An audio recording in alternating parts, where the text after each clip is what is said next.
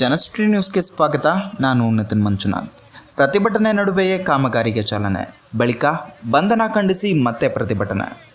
ಹಾವೇರಿ ಜಿಲ್ಲೆಯ ಸವಣೂರು ತಾಲೂಕಿನ ಕಡಲಕೊಂಡ ತಳ್ಳಿಹಳ್ಳಿ ರಸ್ತೆ ಹತ್ರ ಸ್ವಚ್ಛ ಭಾರತ ಅಭಿಯಾನದ ಅಡಿ ಕೊಳಚೆ ನೀರು ಸಂಸ್ಕರಣಾ ಘಟಕ ನಿರ್ಮಾಣ ಕಾಮಗಾರಿಗೆ ಶಾಸಕ ಯಾಸಿರ್ ಅಹಮದ್ ಖಾನ್ ಪಠಾಣ್ ಭೂಮಿ ಪೂಜೆ ನೆರವೇರಿಸಿದ್ದಾರೆ. ಈ ವೇಳೆ ಮಾತನಾಡ್ತಾ, ಶಿಗ್ಗಾವಿ ಸವಣೂರು ವಿಧಾನಸಭಾ ಕ್ಷೇತ್ರಕ್ಕೆ ರಾಜ್ಯ ಸರ್ಕಾರ ಸುಮಾರು 1300 ಕೋಟಿ ರೂಪಾಯಿ ಅನುದಾನ ನೀಡಿದೆ. ನಮ್ಮ ಅವಧಿಯಲ್ಲಿ ನಡೆಯುತ್ತಿರುವಂತಹ ಅಭಿವೃದ್ಧಿ ಕಾಮಗಾರಿಗಳನ್ನು ನೋಡಿ ಕೆಲವರಿಗೆ ಹೊಟ್ಟೆ ಕಿಚ್ಚು ಆಗ್ತಿದೆ. ಬಿಜೆಪಿ ನಾಯಕರು ಅದನ್ನು ಕಡಿಮೆ ಮಾಡಿಕೊಳ್ಳಬೇಕು ಅಂತ ಟೀಕಿಸಿದ್ದಾರೆ.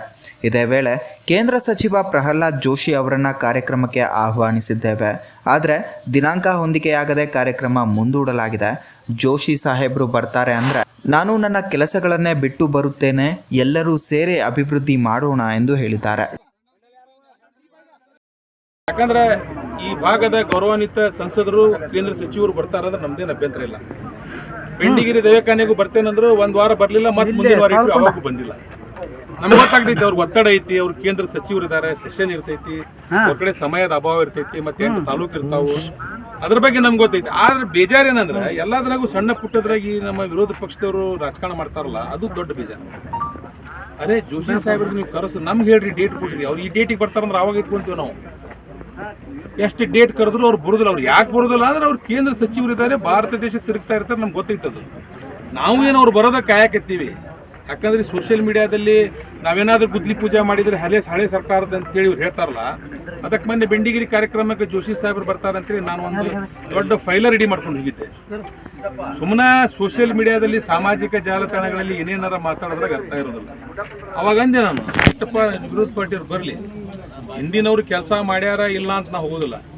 ನನಗೆ ಅವಕಾಶ ಕೊಟ್ಟಾಗ ನಮ್ಮ ಸರ್ಕಾರ ನನಗೆ ಸುಮಾರು 1300-1400 ಕೋಟಿ ಗ್ರ್ಯಾಂಟ್ ಕೊಟ್ಟಿದೆ. ನಾ ಅದನ್ನು ಹೇಳಾಕತ್ತೀನಿ. ಕುಡಿಯೋ ನೀರಿಗಾಗಿ ನಾವು 351 ಕೋಟಿ ತಂದೇವಿ. ಇವತ್ತು STP ಕೆಲಸ ನಾವು ನಮ್ಮ ಸರ್ಕಾರದಿಂದ ಅನುಮೋದನೆ ತಗೊಂಡು ಮಾಡಾಕತ್ತೀವಿ.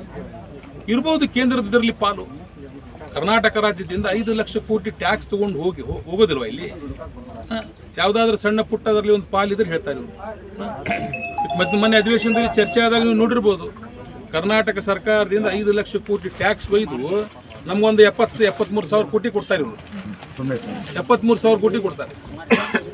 ನಾವೇನು ಹೇಳ್ತಾ ಇದ್ದೀವಿ, ಜೋಶಿ ಸಾಹೇಬ್ರಿಗೂ ಮನವಿ ಮಾಡ್ತೇನೆ, ಬೊಮ್ಮಾಯಿ ಸಾಹೇಬ್ರಿಗೂ ಮನವಿ ಮಾಡ್ತೇನೆ. ಶಿಗ್ಗಾವಿ ವಿಧಾನಸಭಾ ಕ್ಷೇತ್ರದಲ್ಲಿ ಭಾಳ ಸಮಸ್ಯೆ. ಆ ಸಮಸ್ಯೆ ಮಾಡಬೇಕಂದ್ರೆ ನಾನು ರಾಜ್ಯ ಸರ್ಕಾರದಿಂದ ನನ್ನ ಪ್ರಯತ್ನ ಮೀರಿ ನಾನು ದುಡ್ಡು ತರ್ತಾ ಇದ್ದೇನೆ. ನೀವು ತೊಗೊಂಡು ಬರ್ರಿ, ನೀವು ಅಭಿವೃದ್ಧಿ ಮಾಡಿರಿ. ನೀವು CRF ದುಡ್ಡು ತೊಗೊಂಡು ಬರ್ರಿ, ಒಂದು 200 ಕೋಟಿ. UGC ದುಡ್ಡು ತೊಗೊಂಡು ಬರ್ರಿ, ಒಳ್ಳೆ ದವಾಖಾನೆ ತೊಗೊಂಡು ಬರ್ರಿ. ಕೇಂದ್ರ ಸರ್ಕಾರದಿಂದ ಒಳ್ಳೆ ಫ್ಯಾಕ್ಟ್ರಿ ಹಾಕ್ರಿ. ಯಾಕಂದ್ರೆ ಶಿಗ್ಗಾವಿ ವಿಧಾನಸಭಾ ಕ್ಷೇತ್ರದಿಂದ ನೀವು ಮುಖ್ಯಮಂತ್ರಿ ಆಗಿರಿ, ನೀವು ಕೇಂದ್ರ ಸಚಿವರಾಗಿರಿ. ಈ ಕ್ಷೇತ್ರದ ಮೇಲೆ ನಿಮ್ದು ಋಣ ಐತಿ. ನನಗೂ MLA ಮಾಡಿದ್ದಾರೆ, ನಂದು ಋಣ ಐತಿ, ನಾನು ಕೆಲಸ ಮಾಡ್ತಾ ಇದ್ದೀನಿ. ಅದಕ್ಕೆ ಯಾರೂ ಕೂಡ ನಾವು ಅವ್ರು ಬರಬಾರ್ದಂತ ನಮ್ದು ಆಶೆ ಇಲ್ಲ. ಅವ್ರು ಯಾವಾಗ ಬರ್ತಾರೆ ಬೇಕಾದ್ರೆ ಮತ್ತೊಮ್ಮೆ ಗುದ್ಲಿ ಪೂಜೆ ಮಾಡೋದ್ರೆ ಮಾಡ್ತೀವಿ.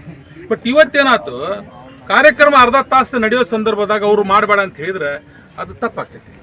ಆಮೇಲೆ ಇಲ್ಲೆಲ್ಲ ಹಾಕಿದ ಪೆಂಡಾಲನ್ನು ಕಿತ್ತೊಗೆಯೋದು, ಈ ಥರದ್ದು ದೌರ್ಜನ್ಯ ಮಾಡಬಾರ್ದು. ದೊಡ್ಡದಾಗ ಅಧಿಕಾರದಾಗ ಇದ್ದೀರಿ ಅಂತೇಳಿ ನೀವು ಹಿಂಗೆಲ್ಲ ಪೆಂಡಾಲ್ ಕಿತ್ತ. ಆದರೆ ಕಾರ್ಯಕ್ರಮದ ವೇಳೆ ಬಿಜೆಪಿ ಕಾರ್ಯಕರ್ತರು ವಿರೋಧ ವ್ಯಕ್ತಪಡಿಸಿ ಕೇಂದ್ರ ಸಚಿವರನ್ನ ಆಹ್ವಾನಿಸದೆ ಶಿಷ್ಟಾಚಾರ ಉಲ್ಲಂಘನೆ ಮಾಡಲಾಗಿದೆ ಎಂದು ಆರೋಪಿಸಿದ್ದಾರೆ. ಕಪ್ಪು ಪಟ್ಟಿ ಪ್ರದರ್ಶಿಸಿ ಪ್ರತಿಭಟನೆ ನಡೆಸಿದ್ದಾರೆ. ಪ್ರತಿಭಟನೆ ತೀವ್ರಗೊಂಡು ಅಧಿಕಾರಿಗಳೊಂದಿಗೆ ವಾಗ್ವಾದ ನಡೆದಿದೆ. ಬಳಿಕ ಆಕ್ರೋಶಗೊಂಡ ಕೆಲವರು ಕಾರ್ಯಕ್ರಮಕ್ಕೆ ಹಾಕಿದ್ದ ಪೆಂಡಾಲ್ ಕಿತ್ತು ಹಾಕಿದ ಘಟನೆ ಕೂಡ ನಡೆದಿದೆ. ಶಾಸಕರು ಸ್ಥಳಕ್ಕೆ ಆಗಮಿಸಿದ ತಕ್ಷಣ ಪೊಲೀಸರು ಮಧ್ಯಪ್ರವೇಶಿಸಿ ಸುಮಾರು 30ಕ್ಕೂ ಹೆಚ್ಚಿನ ಬಿಜೆಪಿ ಕಾರ್ಯಕರ್ತರನ್ನ ಬಂಧಿಸಿ ಶಿಗ್ಗಾವಿಗೆ ಕರೆದುಕೊಂಡು ಹೋಗಿದ್ದಾರೆ. ನಂತರ ಬಿಡುಗಡೆ ಮಾಡಿದ್ದಾರೆ.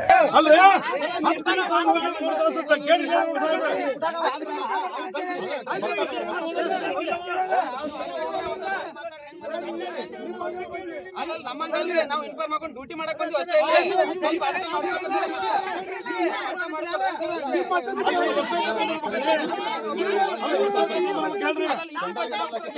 ಇದರಿಂದ ಅಸಮಾಧಾನಗೊಂಡ ಬಿಜೆಪಿ ಕಾರ್ಯಕರ್ತರು ಶಿಗ್ಗಾವಿ ಪೊಲೀಸ್ ಠಾಣಾ ಎದುರು ಮತ್ತೆ ಕಪ್ಪು ಪಟ್ಟಿ ಧರಿಸಿ ಪ್ರತಿಭಟನೆ ನಡೆಸಿದ್ದಾರೆ.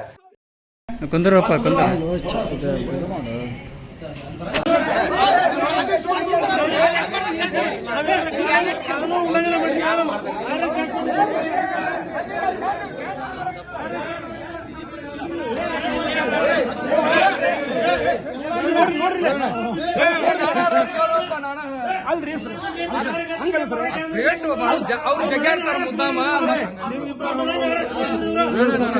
ಕೇಂದ್ರ ಸರ್ಕಾರದ ಅನುದಾನದ ಕಾಮಗಾರಿಗಳಿಗೆ ಸಂಸದರನ್ನೇ ಆಹ್ವಾನಿಸಿಲ್ಲ.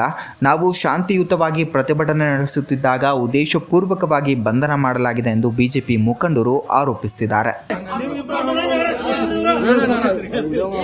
ಎಲ್ಲಾ ಬಿಜೆಪಿ ಕಾರ್ಯಕರ್ತರಿಗೆ ಇಲ್ಲೇ ಕರ್ತಾನೆ ಅರೆಸ್ಟ್ ಮಾಡಿದ್ರೆ ನಾವೇನ್ ಮರ್ಡರ್ ಮಾಡೇವೆ, ರೇಪ್ ಮಾಡೇವೆ, ಶಾಸಕರಿಗೆ ಮಾಡೇವೆ.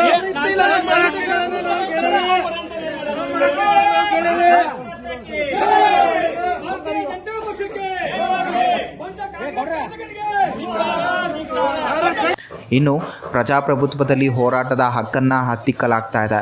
ಪೊಲೀಸ್ ಇಲಾಖೆ ಶಾಸಕರ ಕೈಗೊಂಬೆಯಾಗಿ ವರ್ತಿಸುತ್ತಿದೆ ಎಂದು ಆಕ್ರೋಶ ವ್ಯಕ್ತಪಡಿಸಿದ್ದಾರೆ.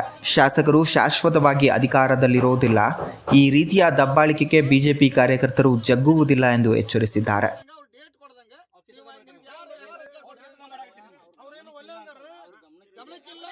ಒಟ್ಟಿನಲ್ಲಿ ಅಭಿವೃದ್ಧಿ ಕಾಮಗಾರಿಯ ಉದ್ಘಾಟನೆ ರಾಜಕೀಯ ಆರೋಪ ಪ್ರತ್ಯಾರೋಪಗಳಿಗೆ ಕಾರಣವಾಗಿ ಸ್ಥಳದಲ್ಲಿ ಉದ್ವಿಗ್ನ ಪರಿಸ್ಥಿತಿ ನಿರ್ಮಾಣವಾದದ್ದು ಗಮನಾರ್ಹವಾಗಿದೆ.